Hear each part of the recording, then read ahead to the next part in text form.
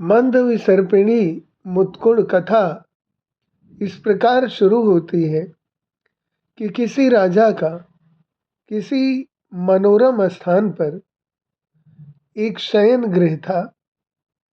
वहां दो अत्यंत श्वेत वस्त्रों के जोड़ में मंद विसर्पिणी नाम की एक श्वेत जू रहती थी।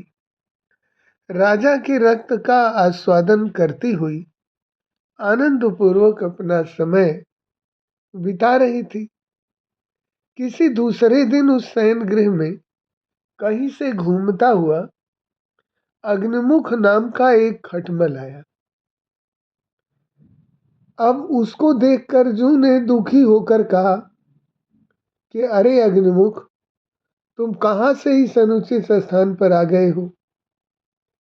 अतः जब तक किसी को पता न चले तुम शीघ्र यहाँ से चली जाओ।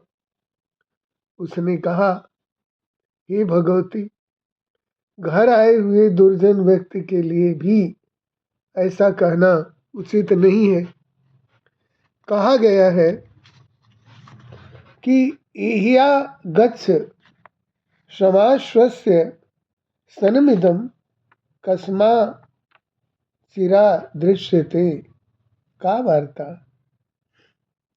नति दुर्बलोसि कुशलम प्रीतोस्मिते दर्शनात्।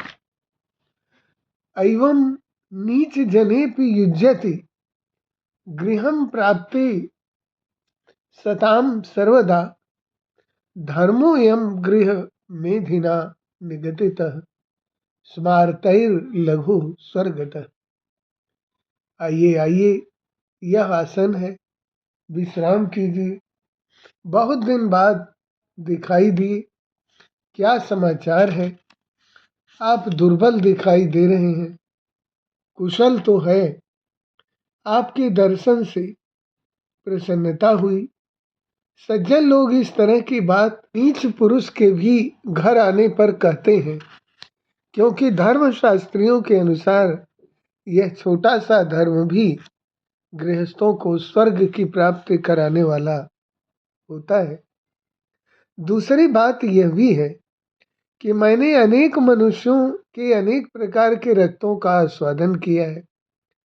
उनमें आहार दोष होने के कारण कटु, तिक्त, कषाय, अम्ल, खट्टे रसों का ही आस्वादन किया है। मैंने कभी भी मधुर रक्त का आस्वादन नहीं किया है।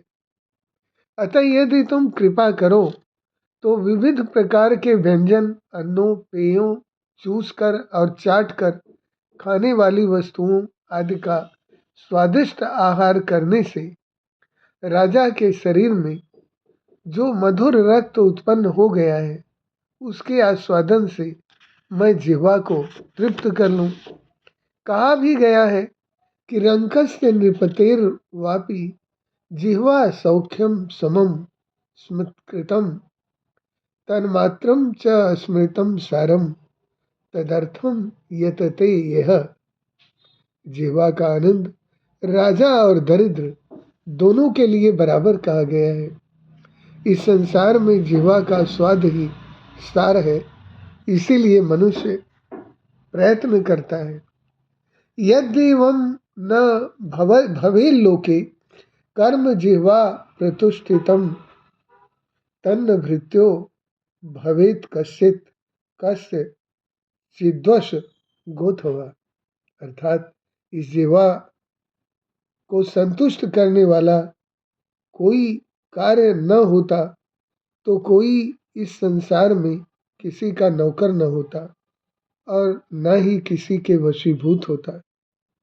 यद सत्यम बंदेन्मर्थो यद्वा सेव्यम च सेवते यद गच्छति विदेशम च तत्सर्व मुद्रार्थतः। मनुष्य यदि असत्य बोलता है, असंवेदनीय पुरुष की सेवा करता है अथवा विदेश जाता है, ये सभी कार्य केवल पेट भरने के लिए ही किए जाते हैं। तो घर आए हुए और भूख से पीड़ित इस प्राणी का तुमसे भोजन की प्रार्थना है, इसलिए इस राजा का तुम्हारे द्वारा अकेले रक्त पीना उचित नहीं है। यह सुनकर मंद विसर्पिणी ने कहा, अरे खटमल, मैं इस राजा के सो जाने पर इसका रक्त पीती हूँ।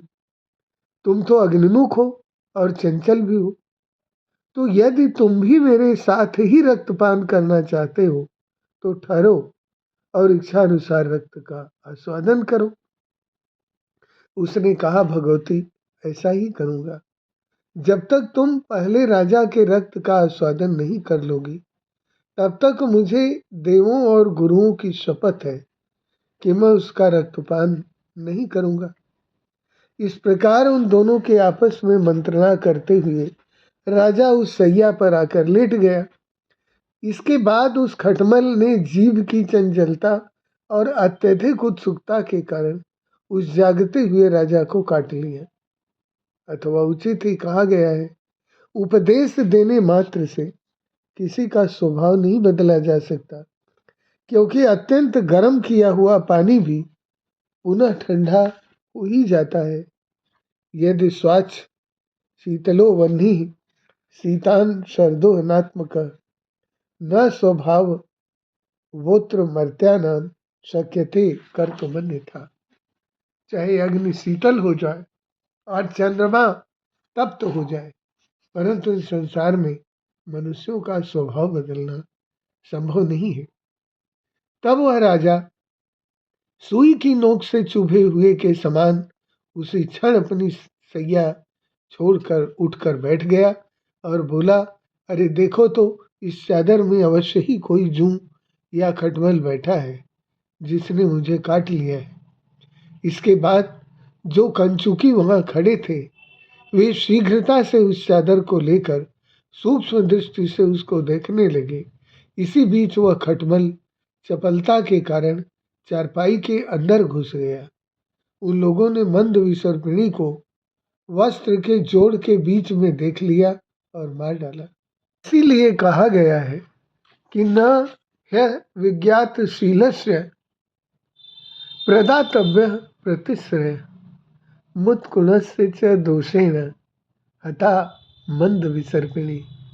जिसके स्वभाव की जानकारी न हो उसे कभी भी आश्रय नहीं देना चाहिए, क्योंकि खटमल के दोष के कारण मंद विसर्पिणी जूं मारी गई।